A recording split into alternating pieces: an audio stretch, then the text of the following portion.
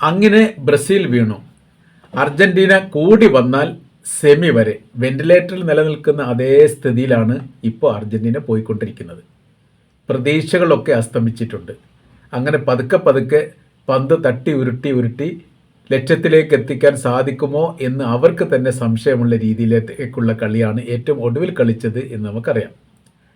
ഇപ്പോഴത്തെ ലോകക്രമങ്ങൾ എന്ന് പറയുന്ന സമയത്ത് വൻ ശക്തികളും വൻ മരങ്ങളും ചെറിയ ചെറിയ ശക്തികൾക്ക് മുമ്പിൽ അടിയറവ് പറയുന്ന അല്ലെങ്കിൽ അടിതെറ്റി വീഴുന്ന കാഴ്ച നമ്മളിപ്പോൾ കണ്ടുകൊണ്ടിരിക്കുകയാണ്. സ്ഥിര കാഴ്ച പോലെ കണ്ടുകൊണ്ടിരിക്കുകയാണ്. മുമ്പൊക്കെ ഈ ബ്രിട്ടനെ കുറിച്ച് പറയായിരുന്നു സൂര്യൻ അസ്തമിക്കാത്ത രാജ്യമെന്ന്. ലോകത്തെ പരമാവധി രാജ്യങ്ങളെല്ലാം ബ്രിട്ടൻ്റെ കയ്യിലായിരുന്നു. ഇന്ന് ബ്രിട്ടൻ്റെ അവസ്ഥ എന്താ? ഇന്ന് ബ്രിട്ടൻ്റെ അവസ്ഥ സ്വന്തം രാജ്യമായിട്ട് നിലനിൽക്കാൻ പോലും പ്രയാസപ്പെടുന്ന ഒരു സ്ഥിതിയിലേക്ക് പോയിട്ടുണ്ട്. വളരെ വളരെ പിറകിലാണ് ഇപ്പോൾ ബ്രിട്ടൻ നിലനിൽക്കുന്ന സൈനികപരമായ രീതിയിൽ. ഇപ്പോൾ ഉക്രൈനും റഷ്യയും തമ്മിലുള്ള യുദ്ധം നമുക്കറിയാം. 5 കൊല്ലമായി. ആരോടാ യുദ്ധം ചെയ്യുന്നത്? റഷ്യയോട്. ആരാ യുദ്ധം ചെയ്യുന്നത്? ഉക്രൈൻ. 30-40 സൈനിക ബലത്തെ ശക്തി താഴെയുള്ള ഒരു രാജ്യം ഇപ്പോൾ യുദ്ധം ചെയ്യുന്നു. എവിടെ എത്തിക്കാൻ സാധിച്ചിട്ടില്ല എന്നുള്ളൊരു സത്യമാണ്. ഗസയുമായിട്ട് ഇസ്രായേൽ യുദ്ധം ചെയ്ത് 2 കൊല്ലത്തോളം. ഇസ്രായേൽ തോറ്റ് അമ്പിക്കൊണ്ടിരിക്കുന്നു. ഇപ്പോഴും അങ്ങനെ തന്നെയാണ്. ഇറാനും അമേരിക്കയും തമ്മിൽ അമേരിക്ക ഏത് ശക്തിയാണ്, ഇറാൻ ഏത് ശക്തിയാണ്? തോറ്റുകൊണ്ടിരിക്കുന്നു. ഇപ്പം തോൽവി സംഭവിച്ചുകൊണ്ടേയിരിക്കുകയാണ്. നിലനിൽക്കാൻ പോലും പ്രയാസപ്പെട്ട സ്ഥിതിയിലേക്ക് കാര്യങ്ങൾ എത്തുന്നു. സമാന രീതിയിലാണ് വമ്പന്മാരെ കൊമ്പന്മാരെയൊക്കെ ചെറിയ ചെറിയ ചിഹ്ന ശക്തികൾ പരാജയപ്പെടുത്തുന്ന കാലം.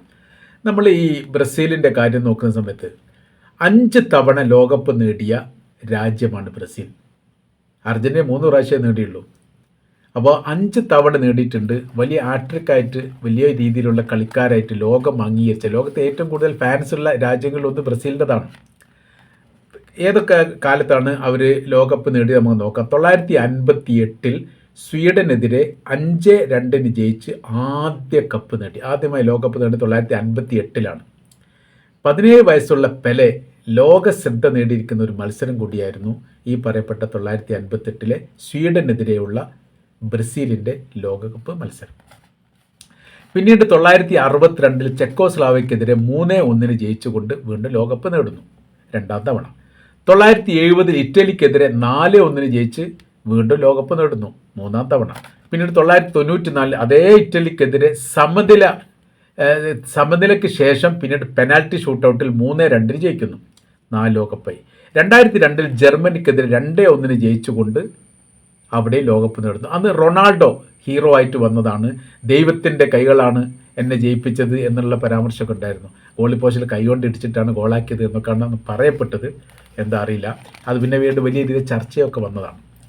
നമ്മൾ 2026 നോക്കുന്ന സമയത്ത് 5 മത്സരങ്ങളാണ് ബ്രസീൽ ഇതുവരെ കാഴ്ചവെച്ചത്.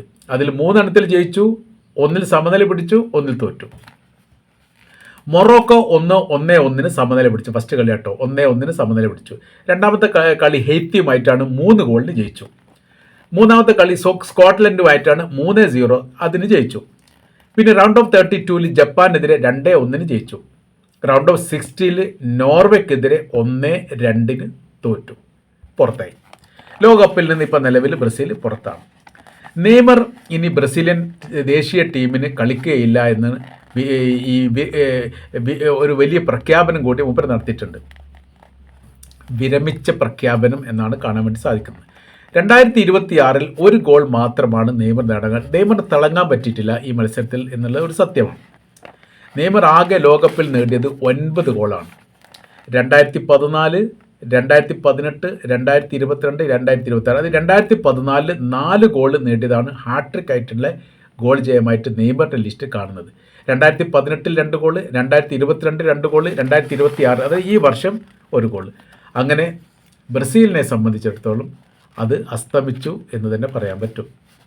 ഇനി ലോകകപ്പിൽ ഉണ്ടാവില്ല എന്ന് നെയ്മർ പറയുകയും കൂടി ചെയ്തതോട് കൂടിയിട്ട് ആ ടീമിൻ്റെ കാര്യത്തിലൊക്കെ വലിയ പ്രയാസമാണ്. ഇനി പുതിയ കളിക്കാരൊക്കെ വന്നു കഴിഞ്ഞാൽ ഒരു പക്ഷേ ജീവൻ തിരിച്ചു കിട്ടുമെന്ന് മാത്രമേ പറയാൻ വേണ്ടി സാധിക്കൂ. ഇനി നമ്മൾ അർജന്റീനയിലേക്ക് പോവുകയാണെങ്കിൽ അർജന്റീന ഒരു വല്ലാത്തൊരു സാഹചര്യത്തിലാണ്. ഇങ്ങനത്തെ ഒരു സാഹചര്യ അവസ്ഥകൾ ഇതിനു മുൻപുണ്ടായിട്ടില്ല. അവർ ലോകകപ്പിൽ ആകെ നേടിയിരിക്കുന്നത് 3 തവണയാണ് ജയിച്ചത്. 1978 നെതർലാൻഡിനോട് 3-1 ജയിച്ചത് എക്സ്ട്രാ ടൈമിലാണ്. പക്ഷേ ലോകകപ്പിൽ അവർക്ക് ജയിക്കാൻ വേണ്ടി സാധിക്കും. ആദ്യത്തെ ലോകകപ്പ് എന്ന് വെച്ചാൽ 1978 നെതർലാൻഡ് 3-1. പിന്നീട് 1986 വെസ്റ്റ് ജർമ്മനിയായിട്ട് 3-2 ജയിച്ചു. അത് നല്ല കളിയാണ്, കളിയോടുകൂടി തന്നെ ജയിച്ചതാണ്. 2022 ഫ്രാൻസുമായിട്ടുള്ള പെനാൽറ്റി ഷൂട്ടൗട്ടിൽ 4-2 ജയിച്ചു. അത് ഖത്തറിൽ നടന്നിരിക്കുന്ന ലോകകപ്പ് ഈ കഴിഞ്ഞ പ്രാവശ്യം നടന്നതിലാണ് പെനാൽറ്റി ഷൂട്ടൗട്ടിൽ 4-2. അഥവാ 3 കളിയിൽ അവർ ജയിച്ചതും ഭാഗ്യം കൊണ്ട് ജയിച്ചത്. 1978 എക്സ്ട്രാ ടൈമിലാണ് ജയിച്ചത്. 2022 പെനാൽറ്റി ഷൂട്ടൗട്ടിലാണ് ജയിച്ചത്. ജയം എന്ന് പറയാൻ കളിച്ച് ജയിച്ചു എന്നൊക്കെ പറയുന്ന സമയത്ത് 1986 വെസ്റ്റ് ജർമ്മനിയുമായിട്ടുള്ള കളിയാണ് എന്ന് നമുക്ക് പറയാൻ വേണ്ടി പറ്റുന്നതാണ്. 3-2 ജയിച്ചു. റണ്ണറപ്പ് ആയിട്ടുണ്ട് 930, 990, 2014. ഇനി 2026 നമ്മളെ ഇപ്പോഴത്തെ മത്സരമായിട്ട് നമ്മൾ താരതമ്യം നോക്കുന്ന സമയത്ത് ആകെ കളിച്ചത് 4 മത്സരമാണ്. 4ലും അർജൻറ്റീന ജയിച്ചിട്ടുണ്ട്. അതാണ് ഏറ്റവും വലിയ പ്രത്യേകത കേട്ടോ. അൾജീരിയയോട് 3 ഗോള്, അൾജീരിയ എതിരില്ലാത്ത 3 ഗോളിന് ജയിച്ചു. ആസ്ട്രിയയോട് 2 ഗോളിന് ജയിച്ചു. ജോർദാൻ 3-1 ജയിച്ചു. ജോർദാൻ അതിൻ്റെ ഇടയിൽ വെച്ച് കഴിഞ്ഞിട്ട് ഒരു ഗോൾ അടിക്കാൻ അവർക്ക് സാധിച്ചു എന്ന് ചുരുക്കം. 3 ഗോളുകൾ നേടി, 3 ഗോളുകൾ വഴങ്ങി. അതാണ് 2026. റൗണ്ട് ഓഫ് 32 കാപ്പ് വെറുതെ എക്സ്ട്രാ ടൈമിലാണ് 3-2 അർജന്റീനയെ വിറപ്പിച്ചുകൊണ്ട് പതുക്കെ അങ്ങോട്ട് കയറിക്കൂടി എന്ന് വേണമെങ്കിൽ പറയാൻ വേണ്ടി പറ്റും. അപ്പോൾ ഇതിൽ കേപ്പ് വെറുതെ ഇന്ന് ലോകത്തെ ഏറ്റവും കൂടുതൽ ശ്രദ്ധിക്കുന്ന രാജ്യമായിട്ട് മാറിയിരിക്കുകയാണ്. ഫുട്ബോൾ ടീമിൽ ഏറ്റവും കൂടുതൽ പരിചയപ്പെടുന്നതും അന്വേഷിക്കുന്നതും കേപ്പ് വെറുതെ എന്ന് പറഞ്ഞ രാജ്യമാണ്. പടിഞ്ഞാറൻ ആഫ്രിക്കയുടെ തീരത്തുള്ള ഒരു ദ്വീപ് രാജ്യമാണ് കേപ്പ് വെറുതെ എന്ന് പറയുന്നത്. അത് വെറുതെ രാജ്യമല്ല, അതൊരു കേപ്പ് വെറുതെ തന്നെയാണ്. ലോകകപ്പിൽ ഇതാദ്യമായിട്ടാണ്. ഇതിനു മുമ്പ് ലോകകപ്പിൽ നടത്തില്ല. ഈ ഫസ്റ്റ് ടെസ്റ്റ് മത്സരമൊക്കെ നടത്തും, നല്ല ഈ ഗോളോട് കൂടിയിട്ട് പരാജയപ്പെടും. അവൾ സന്തോഷത്തോടു കൂടി മടങ്ങിപ്പോവും. പിന്നീട് അവർ പ്രാക്ടിക്കൽ ചെയ്ത് നേടിയത് തന്നെയാണ്. അപ്പോൾ അർജൻറ്റീനയെ തളച്ച് കെട്ടണമെങ്കിൽ ചെറിയ സംഭവമൊന്നുമല്ല. അർജൻറ്റീനയിൽ മനസ്സിലാക്കേണ്ട കാര്യം റൗണ്ട് 32 കേപ്പ് വെറുതെ എന്ന് പറഞ്ഞാൽ എക്സ്ട്രാ ടൈമിലാണ്. അപ്പോൾ എക്സ്ട്രാ ടൈമില്ലാത്ത കളിയിൽ ഫുള്ള് പിടിച്ചു നിൽക്കാൻ വേണ്ടിയിട്ട് കേപ്പ് വെറുതെയൊക്കെ സാധിച്ചു. പിന്നെയുള്ള എക്സ്ട്രാ ടൈമിലാണ് എന്ത് ചെയ്യുന്നത്, 3-2 ജയിച്ചു എന്ന് പറയുന്ന സമയത്ത് 2 ഗോള് അർജൻറ്റീന ഗോൾ പോസ്റ്റിൽ അടിച്ചിട്ടുണ്ട് എന്ന് പറഞ്ഞാൽ നിസ്സാര സംഭവം എന്നല്ല, വലിയ സംഭവം തന്നെയാണ്. ഇനി നെക്സ്റ്റ് റൗണ്ട് അപ്പ് 16 ആണ്. റൗണ്ട് അപ്പ് 16 ഈജിപ്തുമായിട്ടാണ് ഈ ഏറ്റുമുട്ടേണ്ടത്. അത് പിന്നെ ക്വാർട്ടറിൽ ഏറ്റുമുട്ടുന്ന രീതിയാണ് വരുന്നത്. ഈജിപ്തുമായിട്ട് ഏറ്റുമുട്ടിയിട്ട് അതിൽ ജയിച്ചാൽ ഓക്കെ, തോറ്റാൽ പുറത്തായി. മെസ്സി നിലവിൽ 6 ലോകകപ്പിലാണ് പങ്കെടുത്തത്. മെസ്സിയാണ് ഇപ്പോൾ അവരുടെ ഹീറോ എന്ന് പറയുന്ന സമയത്ത് നമ്മൾ നോക്കാം. 6 ലോകകപ്പിൽ അദ്ദേഹം പങ്കെടുത്തിട്ടുണ്ട്. 2006, 2010, 2014, 2018, 2022, 2026 ലോകകപ്പിൽ പങ്കെടുത്താണ് കേട്ടോ. 2026 7 ഗോൾ മെസ്സി ഒറ്റക്ക് നേടിയിട്ടുണ്ട്. ഈ പ്രാവശ്യത്താട്ടോ പറയുന്നത്. അത് സംഭവം തന്നെയാണ്. അൾജീരിയയുമായിട്ട് 3 ഗോള്, ആസ്ട്രിയക്ക് അടിച്ച 2 ഗോള്, ജോർദാൻ അടിച്ച 1 ഗോള്, ജോർദാനെതിരെ അടിച്ച 1 ഗോള്, പിന്നെ കേപ്പ് വെറുതെയുടെ 1 ഗോൾ. എല്ലാം കൂടി കൂട്ടുന്ന സമയത്ത് 7 ഗോൾ ഈ പ്രാവശ്യം മെസ്സി ഒറ്റക്ക് നേടിയിട്ടുണ്ട്.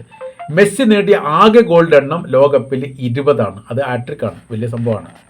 2006 1, 2014 4, 2018 1, 2022 7, 2026 7. 2022 കഴിഞ്ഞ ലോകകപ്പുമായിട്ട് ബന്ധപ്പെട്ട് 7 ഗോൾ അടിച്ചിട്ടുണ്ട്. ഫൈനൽ വരെ നോക്കുന്ന സമയത്താണ്. ഇപ്പോൾ ക്വാർട്ടറിലെത്തുന്ന സമയത്ത് 7 അടിച്ചിട്ടുണ്ടെന്ന് പറഞ്ഞിട്ട് റെക്കോർഡാണ്, സംഭവമാണ്. കേപ്പ് വെറുതെയാണ് ഇത്രയും കളിയുടെ ഇടയിൽ. ഇപ്പോൾ ഒരു കളിച്ച കളി എന്ന് പറഞ്ഞ സമയത്ത് 3 കളി കളിച്ചു. 4ാമത്തെ കളിയാണ് കേപ്പ് വെറുതെ. അതായത് മൊത്തത്തിൽ കളിച്ച 4 കളിയാണ്. ഈ 4 കളിയിൽ കേപ്പ് വെറുതെ എന്ന് പറയുന്ന ഈ ആഫ്രിക്കൻ്റെ ഒരു ദ്വീപ്, 5-10 ദ്വീപിൻ്റെ ഇടയിലുള്ള ഒരു കഷ്ണം ദ്വീപാണ് ഈ പറയപ്പെട്ട കേപ്പ് വെറുതെ എന്ന് പറയുന്നത്. ആ ദ്വീപ് രാഷ്ട്രം വിറപ്പിച്ച പോലെ മെസ്സിയുടെ ഈ ഫുട്ബോൾ ചരിത്രത്തിൽ അങ്ങനെ ഒരു ഉറപ്പിക്കൽ ഉണ്ടായിട്ടില്ല എന്നുള്ള പല രീതിയിലുള്ള തന്ത്രങ്ങളും പയറ്റിയിട്ടും 1 ഗോളെങ്കിലും അടിക്കാൻ വേണ്ടിയിട്ട് ഈ എക്സ്ട്രാ ടൈമിന് മുമ്പ് മെസ്സി ശ്രമിച്ചിട്ട് നടന്നിട്ടില്ല. അങ്ങനെ നടക്കാതിരുന്നത് ആദ്യമായിട്ടാണ്. അപ്പോൾ എല്ലാം ബ്ലോക്ക് ചെയ്തു. അത്രയ്ക്ക് ഉള്ള പ്രതിരോധം സൃഷ്ടിക്കാൻ വേണ്ടി സാധിച്ചു. ഈ മെസ്സിയുടെ അർജൻറ്റീന ടീമിൻ്റെ പ്രതിരോധം തകർന്നു പോവുകയും ചെയ്തു. ഗോൾ കീപ്പറെ സംബന്ധിച്ചിടത്തോളം വലിയ രീതിയിലെ ഗോളുകളൊക്കെ പോസ്റ്റിലേക്ക് വന്നിട്ടുണ്ട്. എല്ലാം തടുക്കുകയോ പിടിക്കുകയോ ചെയ്തു. ഗോളാക്കാത്ത രീതിയിൽ ഒപ്പിക്കാൻ വേണ്ടി അയാൾക്ക് സാധിച്ചു എന്നൊരു പ്രത്യേകതയുണ്ട്. അപ്പോൾ ഏതായിരുന്നാലും ഇനി ലോകം നോക്കുന്നത് ബ്രസീൽ പുറത്തായി. ബ്രസീൽ അങ്ങനെ വീണ് ഉരുണ്ട് നീങ്ങിപ്പോയി എന്നുള്ളതാണ്. ഇപ്പോൾ ചർച്ചാ സംബന്ധമായ കാര്യം ഇനി അർജൻറ്റീനയാണ്. അർജൻറ്റീന ഫുട്ബോളിലെ ലഹരിയാണ്, സംശയമൊന്നുമില്ല. പക്ഷേ ഈ പ്രാവശ്യം അവരുടെ കാര്യം വലിയ പ്രയാസമാണ്. സെമി ഫൈനലിൽ എത്തിയാൽ ഭാഗ്യം. അത്രേ പറയാൻ പറ്റൂ. അതിന് മുൻപ് തന്നെ അല്ലെങ്കിൽ സെമി ഫൈനലോട് കൂടി പുറത്താവാനുള്ള സാധ്യതയിലേക്കാണ് പോകുന്നത്. ഫൈനൽ എത്തുക എന്ന് പറഞ്ഞാൽ വലിയ പ്രയാസമായിട്ട് തന്നെ വിലയിരുത്താൻ പറ്റും. ഇപ്പോൾ കൃത്യമായ രീതിയിൽ ഈ ഫുട്ബോൾ ടീമിൻ്റെ കളിയുടെയും ഇത്രയും ദിവസം കഴിഞ്ഞിരിക്കുന്ന കളിയൊക്കെ വിലയിരുത്തുന്ന സമയത്ത് അർജൻറ്റീന വലിയ പെർഫോമൻസിലല്ല നിൽക്കുന്നത്. അത് ഇങ്ങനെ ഘട്ടം ഘട്ടമായ രീതിയിൽ അങ്ങനെ അവരുടെ അവരുടെ പ്രഹരം കുറഞ്ഞ് വരുന്നുണ്ട്. മാത്രമല്ല മുന്നേറ്റത്തിലും വലിയ രീതിയിലുള്ള ഇടിവുകൾ വരുന്നുണ്ട് മുമ്പത്തെ അപേക്ഷിച്ച് നോക്കുന്ന സമയത്ത്. അങ്ങനെ ഇപ്പോൾ കേപ്പ് വർദ്ധമേൽ എത്തുന്ന സമയത്ത് അതിൽ ഉരുണ്ടുകൂടി വീഴുന്നിടത്തേക്കാണ്. മാത്രമല്ല അർജൻറ്റീന ടീമിനെ സംബന്ധിച്ചിടത്തോളം അല്ലെങ്കിൽ അർജൻറ്റീന ആരാധകരെ സംബന്ധിച്ചിടത്തോളം വല്ലാത്തൊരു ഭാഗ്യം കൊണ്ടാണ് ഇപ്പോഴത്തെ കേപ്പ് വർദ്ധയുടെ മുമ്പിൽ നിന്ന് രക്ഷപ്പെട്ടത് എന്നുള്ളതാണ്. തലനാരിയേക്ക് രക്ഷപ്പെട്ടു എന്നൊക്കെ പറയുന്ന സ്ഥിതിയിലാണ്. ഏതായിരുന്നാലും അർജൻറ്റീന ഫൈനൽ എത്തില്ല എന്നുള്ള കാര്യത്തിൽ യാതൊരു സംശയവും